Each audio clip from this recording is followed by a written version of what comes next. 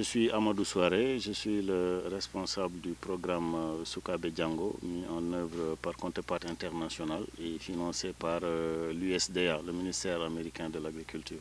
Nous sommes aujourd'hui réunis pour faire le lancement officiel de la campagne de distribution des rations à emporter au profit de 26 000 ménages dans la région de Saint-Louis, ménages qui ont en leur sein des élèves des 270 écoles qui sont appuyées par Contrepartie dans la région de Saint-Louis. Donc aujourd'hui, nous sommes réunis ici au magasin central de Thillé Boubacar pour procéder au lancement de la distribution. Alors, c'est une manifestation qui arrive en pleine cette pandémie de coronavirus. Il n'y a pas quelques difficultés par rapport à ça? Bon, disons que cette distribution de rations à emporter est quelque part due même à cette pandémie du coronavirus, car comme vous le savez, c'est une maladie qui frappe tout le monde, qui frappe le pays, et l'État a très tôt pris des mesures pour permettre aux familles d'être résilientes par rapport à la maladie. Et comme nous sommes dans une logique d'accompagner l'État dans toutes ses actions en faveur des populations, notamment au niveau de l'éducation, donc nous devions aussi d'accompagner ce mouvement. Notre cœur de métier, c'est l'alimentation scolaire, distribuer des vivres au niveau des écoles pour permettre aux enfants de bien suivre les cours, d'être présents, assidus à l'école et donc de réussir. La pandémie avait arrêté un peu le processus, mais nous avons trouvé d'autres stratégies pour permettre aux enfants de profiter, même avec la présence de la maladie, de continuer à profiter un peu de l'alimentation, de l'aide alimentaire qu'ils recevaient au niveau de l'école à travers les cantines scolaires.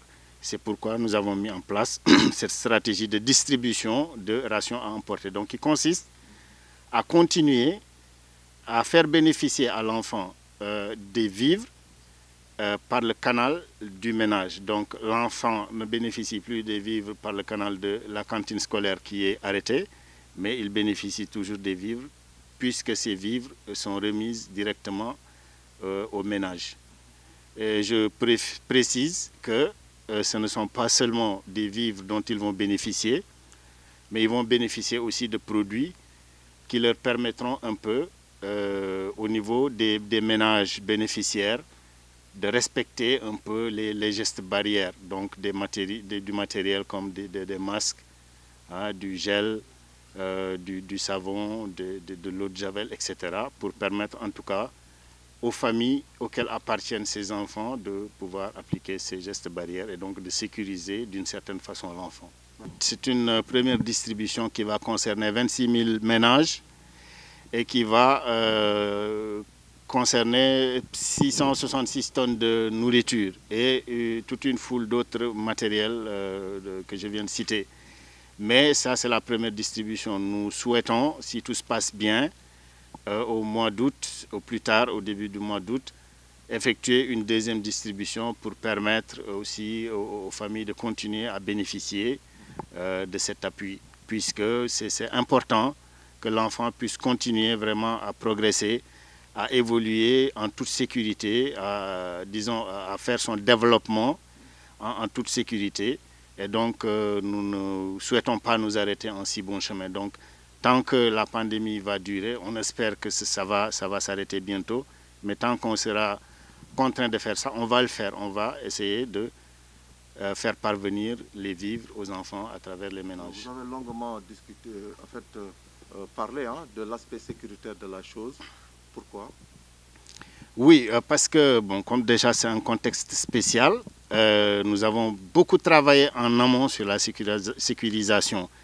Travailler en amont, ça veut dire travailler avec d'abord nos partenaires privilégiés, que sont le ministère de l'Éducation à travers ses démembrements au niveau du terrain, que sont aussi le ministère de la Santé à travers ses démembrements sur le terrain, région médicale, district sanitaire. Avec eux, nous avons travaillé pour concevoir un protocole sanitaire qui sera utilisé lors des distributions et dont le rôle est de permettre de sécuriser ces distributions, puisqu'il y aura du monde qui va venir chercher du matériel et des vivres. il y a des normes qui sont édictées dans ce protocole, que le personnel de santé sera présent et se fera appliquer, n'est-ce pas? Donc déjà il y a ça, on parle de sécurité. Et le personnel de l'éducation aussi a participé aux formations sur ce protocole sanitaire et va contribuer un peu à faire connaître aux directeurs d'école en particulier le contenu de ce protocole pour qu'ils puissent eux aussi aider à l'appliquer. Mais il y a la sécurisation physique aussi. La sécurisation physique est très importante puisque qui parle de distribution de vivres parle de stocks de grande valeur qui vont être déplacés d'un endroit à l'autre, n'est-ce pas? Cela peut attiser des convoitises d'une part, mais nous avons toujours bénéficié et nous souhaitons continuer à bénéficier de la présence dissuasive des forces de l'ordre, n'est-ce pas? Et aussi, même pour ce qui est du respect des règles sanitaires, bien qu'on a des relais sur le terrain qui vont essayer de faire respecter les gestes barrières, de temps à autre, la présence des forces de sécurité peut aider un peu ces agents-là à faire leur travail correctement. Donc c'est pourquoi nous avons aussi demandé, et nous avons une oreille attentive de la part des autorités, et aussi nous pensons que ça va se faire comme nous le souhaitons. En tout cas, la sécurisation, à mon avis, est déjà assurée. Mohamed Al-Amin Fall, sous-préfet de l'arrondissement de Thillé-Boubacar. Monsieur le préfet, vous avez lancé le début de la distribution de vivres. De contre-part, revenez sur l'importance de cet acte posé. Merci beaucoup. Il était question aujourd'hui de lancer officiellement la campagne de distribution de vivres à emporter, initiée par le partenaire l'ONG Contrepart dans son volet alimentation au niveau des écoles. Ce volet nutrition, alimentation au niveau des écoles est piloté sur le terrain d'abord par l'ONG Contrepart, mais également en rapport bien sûr avec les services techniques tels que la santé, mais également les IF au niveau de la région de Saint-Louis. Donc c'est 26 000 ménages qui seront impactés. Également 666 tonnes de vivres seront distribuées au niveau de la région de Saint-Louis. Donc c'est un appui que le partenaire bien sûr vient faire au niveau de l'appui que l'État du Sénégal a déjà enclenché au bénéfice des populations. Donc c'est un ajout et l'État est disposé à les accompagner dans les différents secteurs que sont la santé, mais également l'éducation et la sécurité. Également, je voudrais les féliciter et les encourager dans ce sens, parce que nous sommes en période de pandémie. Donc il était question de réfléchir sur la nouvelle manière de redistribuer ces vivres. Donc ils ont réfléchi, ils ont trouvé la méthode qui consiste à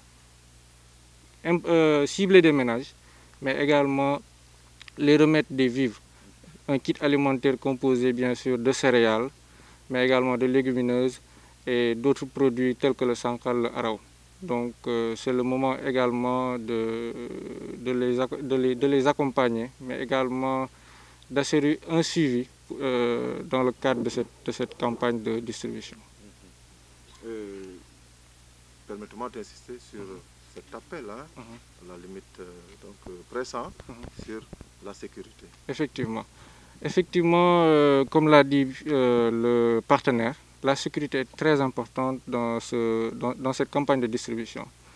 Comme il l'a si bien dit M. Souaré, donc nous prenons l'engagement, bien sûr, avec les forces de défense et de sécurité, à les accompagner dans cette campagne de distribution, parce que nous savons que la gendarmerie a une présence dissuasive, donc qui permettra à terme d'assurer la sécurité, mais également d'assurer une bonne campagne sans couac au niveau de toute la région de Saint-Louis. Donc, comme l'a si bien dit tout à l'heure le chef de détachement au niveau de Thillé-Boubacar, ils travailleront ensemble avec Contrepart pour élaborer bien sûr un planning, mais également les accompagner dans ce sens.